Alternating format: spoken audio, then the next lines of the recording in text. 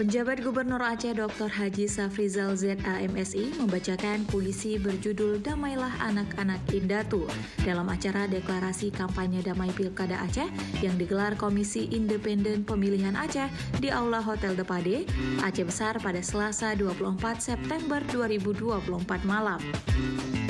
Safrizal mengatakan ia lebih memilih membacakan puisi dalam acara deklarasi damai tersebut ketimbang berpidato, sebab ia yakin kedua paslon gubernur dan wakil gubernur beserta tim pendukung sudah lebih memahami seluruh proses pilkada.